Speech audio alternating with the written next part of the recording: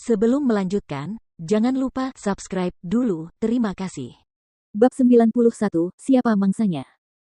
Di bumi yang bergelombang, Jian Wushuang tengah bertarung dengan sengit melawan singa api bulan yang berada di alam inti emas awal.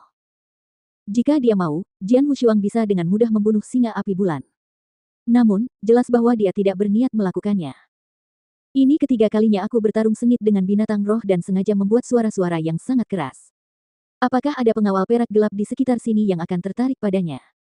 Jian Wushuang tidak yakin karena hanya binatang roh lain yang tertarik padanya 2 kali terakhir. Pertarungan sengit itu terus berlanjut beberapa saat, dan kemudian Jian Wushuang membunuh singa api bulan dengan sangat ganas. Seorang pria berambut perak, berdiri di balik pohon di dekatnya, menyaksikan kejadian ini dalam diam. Saat itu, dia memusatkan perhatiannya dan kemudian diam-diam bergegas keluar. Mengalahkan udara lagi. Jian Wushuang merasa kasihan saat dia pergi mengambil inti singa api bulan. Pada saat itu, tiba-tiba angin sepoi-sepoi datang. Para prajurit biasa, bahkan para prajurit di alam inti emas mendalam mungkin tidak akan mampu merasakan suara seringan itu, namun Jian Wushuang dapat mendengar suara itu dengan jelas karena dia telah memahami esensi pedang angin. Dia akhirnya datang. Jian Wushuang merasa senang, dan pada saat berikutnya, dia berbalik dan melihat ke atas. Prajurit berbaju perak itu layak menjadi pembunuh profesional pengawal perak gelap. Dia memilih waktu yang sangat tepat untuk melakukan pembunuhan, karena Jian Wushuang membelakanginya. Saat dia melesat keluar, dia langsung menusuk leher Jian Wushuang dengan pedang lunak ungu. Pedang itu begitu cepat, dan prajurit berbaju perak itu penuh percaya diri dengan gerakan ini. Kesempatan yang luar biasa, dan pembunuhan yang sempurna. Bahkan jika dia adalah ahli sejati di alam inti emas yang mendalam, dia tidak akan mampu menahan pedangku. Tidak diragukan lagi bahwa orang ini akan mati, dan cincin naga emas ke-17 akan didapatkan. Prajurit berbaju perak itu tersenyum sendiri, bersama dengan senyum di wajahnya. Namun tanpa diduga, Jian Wushuang, yang selama ini membelakanginya, tiba-tiba menoleh dengan sepasang mata dingin. Kemudian, Jian Wushuang menyeringai padanya. Senyum itu tiba-tiba membuat prajurit berbaju perak itu ketakutan. Brengsek. Sebagai seorang pengawal perak gelap, pengalaman bertahun-tahun memberitahunya bahwa dia telah jatuh ke dalam perangkap.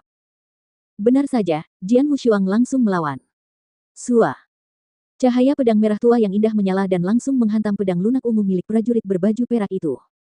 Namun, sesaat kemudian, cahaya pedang merah tua itu menghilang seperti bayangan yang tidak nyata. Ketika muncul lagi, pedang itu telah sampai di dadanya. Apa? Prajurit berbaju perak itu terkejut. Dia dipukul mundur dengan keras untuk pertama kalinya. Cahaya pedang merah menyala di dadanya. Jubah peraknya robek dan luka panjang muncul di dadanya. Betapa kuatnya. Prajurit berbaju perak itu merasa terintimidasi. Dia tidak pandai membantai secara langsung, setidaknya dia berada di alam inti emas mendalam. Namun, ketika dia bertarung dengan Jian Wushuang, dia merasa telah melewati gerbang neraka hanya setelah 1 kali pertemuan. Pada saat ini, kekuatan yang diungkapkan oleh Jian Wushuang bahkan membuatnya ngeri. Dia seharusnya memiliki kepercayaan diri untuk menjadikan Jian Wushuang sebagai mangsanya sekarang, dengan tujuan mengambil cincin naga emas yang ada di tangannya. Tapi sekarang tampaknya, dari keduanya, siapa yang menjadi pemburu, dan siapa yang menjadi mangsa? Kau adalah pengawal perak gelap, kan? Jian Wushuang tiba-tiba bertanya. Hah? Prajurit berbaju perak itu menatap Jian Wushuang dengan heran. Bagaimana dia bisa tahu identitasnya? Aku telah mengambil pedang lunak ungu milikmu. Senyum mengembang di wajah Jian Wushuang. Kemudian, saat dia bergerak, kekuatan spiritual di tubuhnya meledak sementara esensi pedang melesat ke langit secara bersamaan. Sua. Saat menusuk, bayangan pedang itu membuat orang merasa lambat, tetapi sebenarnya kecepatannya sangat cepat hingga menakutkan. Jurus keempat dari Formless Swordsman, High plus P, 100 variasi. Prajurit berbaju perak itu ketakutan dan berniat menghentikannya, tetapi pedang itu terlalu cepat. Ketika dia baru saja mengangkat pedang lunak ungu di tangannya, pedang lambat itu telah muncul di depan tenggorokannya dan kemudian menusuk tenggorokannya secara langsung. Jian Wushuang mengambil pedang lunak ungu dari prajurit berbaju perak, dan melihat ukiran 9 di gagang pedangnya. 2 pedang lunak ungu. Jian Wushuang tersenyum, lalu dia memeriksa cincin langit dan bumi yang ditinggalkan oleh pria berbaju perak itu. Seperti yang diharapkan, seperti Dark Silver Guard sebelumnya, mereka berdua telah mengumpulkan banyak Golden Dragon Rings.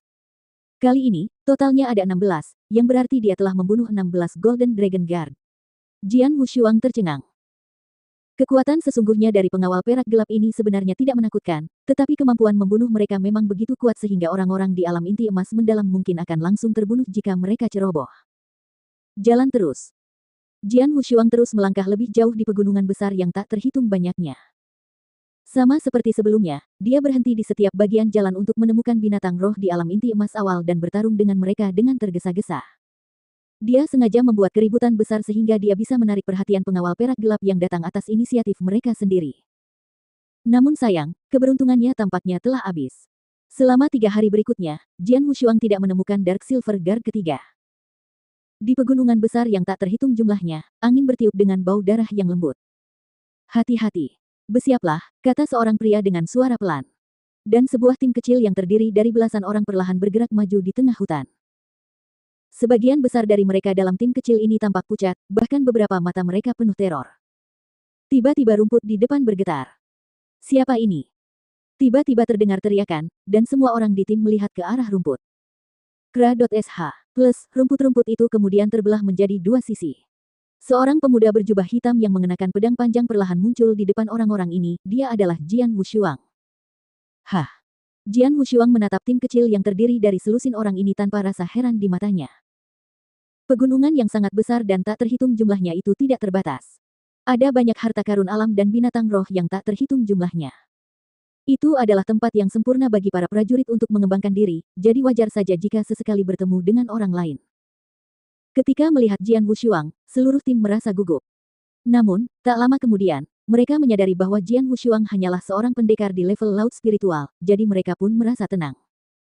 Dari mana datangnya orang sembrono ini? Keluar sekarang. Pemimpin tim, yang memiliki Birdeyes, langsung berteriak.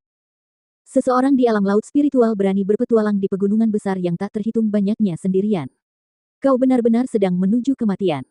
Anggota tim lainnya juga menertawakannya, yang meredakan suasana tegang saat itu. Jian Wushuang sedikit mengernyit. Dia tidak marah dengan kata-kata mereka, tetapi ekspresi mereka menarik perhatiannya. Orang-orang ini jelas merasakan ketakutan, pikir Jian Wushuang. Orang-orang yang berani berpetualang di pegunungan besar yang tak terhitung jumlahnya umumnya telah mengalami hidup dan mati, jadi mustahil hal-hal biasa membuat mereka merasa takut.